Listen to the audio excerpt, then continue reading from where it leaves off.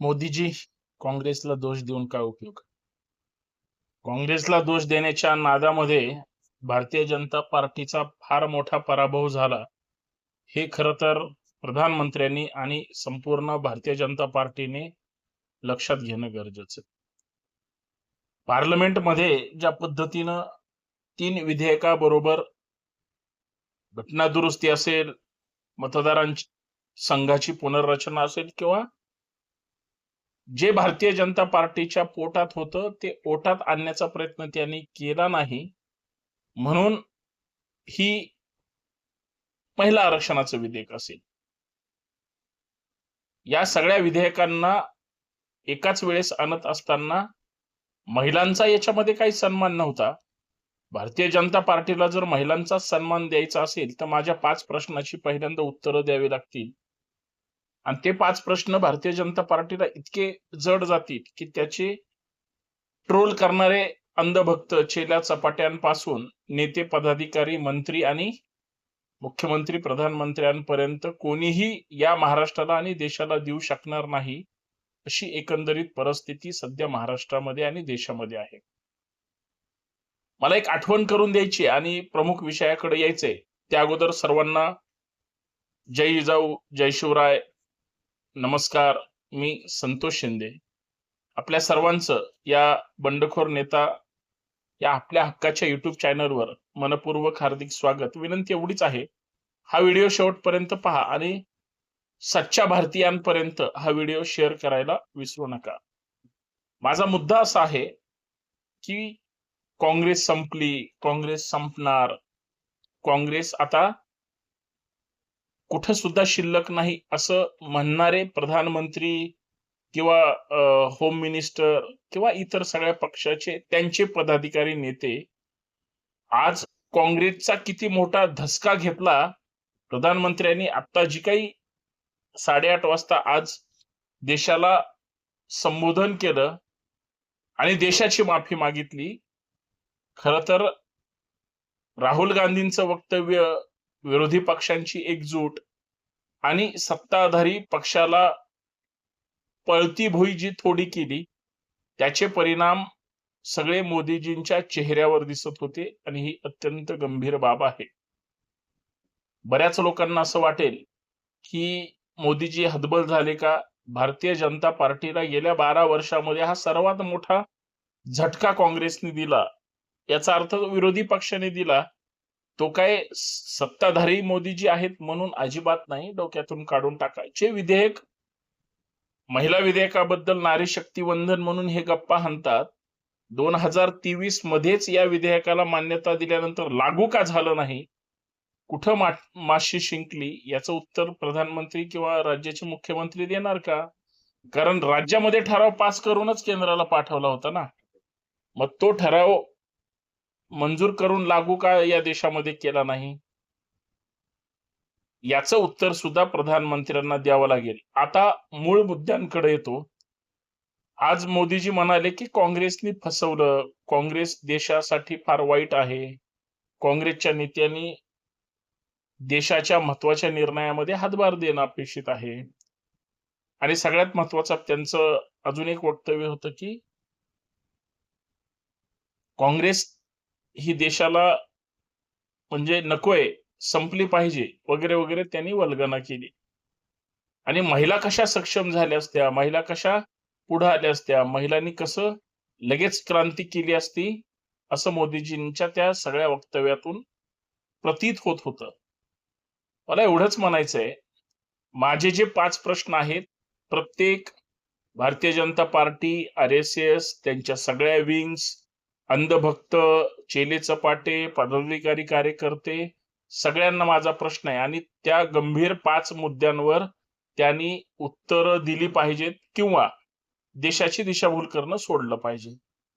सर्वात महत्वाचे नारी शक्ती वंदन म्हणून मोदीजी जी काही चर्चा करतात, भारतीय जनता पार्टीची राष्ट्रीय अध्यक्ष ज्या दिवशी महिला होईल त्या दिवशी खरं नारी शक्ती वंदन असेल. हा माझा पहिला मुद्दा आहे.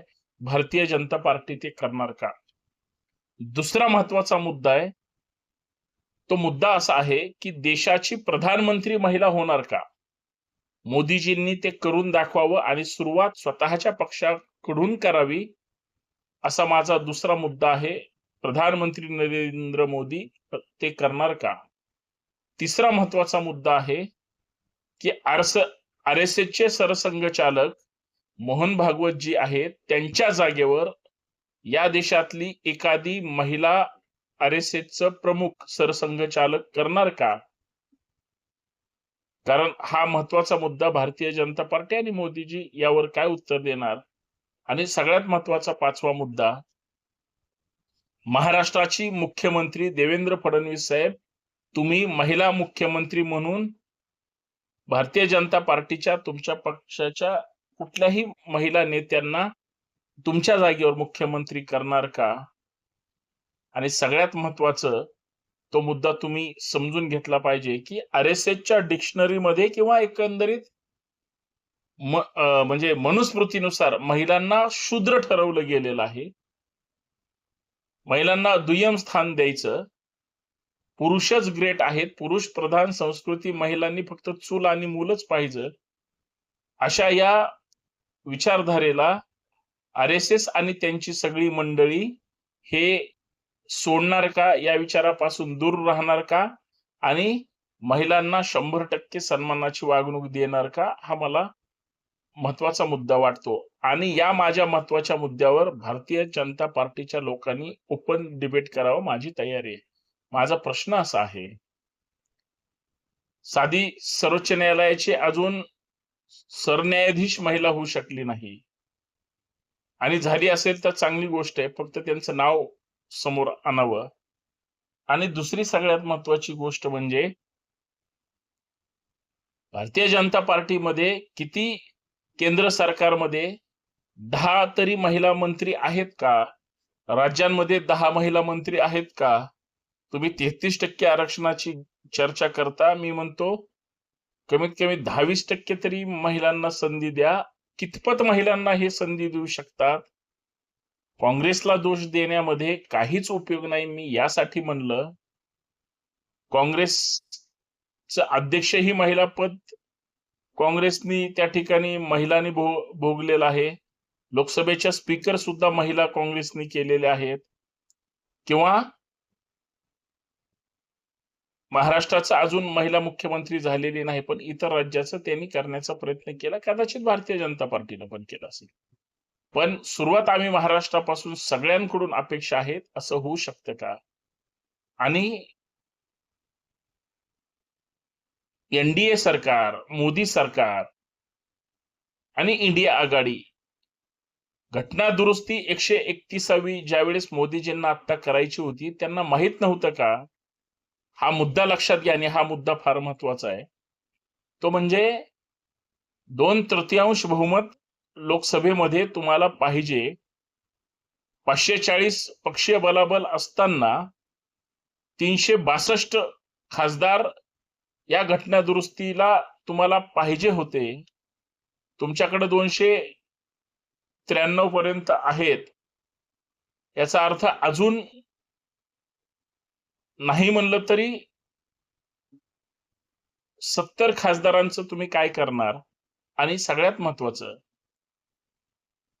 एकूण खासदारांच्या 50% आकडा चेस करणं गरजेचं होतं. आणि भारतीय राज्यघटनेच्या 368 कलमानुसार ही जी 131वी घटना दुरुस्ती होणार होती, ती फक्त पक्षीय बलाबल तुमचं बहुमत नसल्यामुळे झालेली नाही. मग विनाकारण आत्ताच इतर राज्यांच्या निवडणुकाचा जो काही सध्याचा वादळी कार्यक्रम सुरू आहे, त्याच्यामध्येच हे आणण्याची गरज काय होती? हा महाराष्ट्राला पडलेला प्रश्न आहे. परंतु हरकत नाही.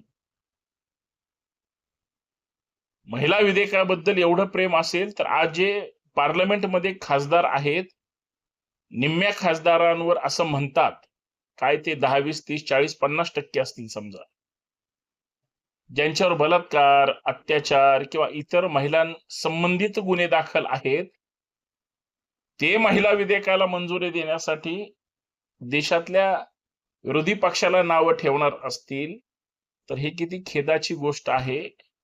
जे घरातल्या महिलांचा सन्मान करू शकत नाही, बायकोला सन्मान देऊ शकत नाहीत, बहिणीला सन्मान देऊ शकत नाहीत, आईला सन्मान देऊ शकत नाहीत, बायकोला सांभाळू शकत नाहीत, त्या पुरुषांनी इतरांना नारी शक्तिवंदना संदर्भात गप्पा मारायच्या हे लोकांच्या कानाला सहन होत नाही. धन्यवाद.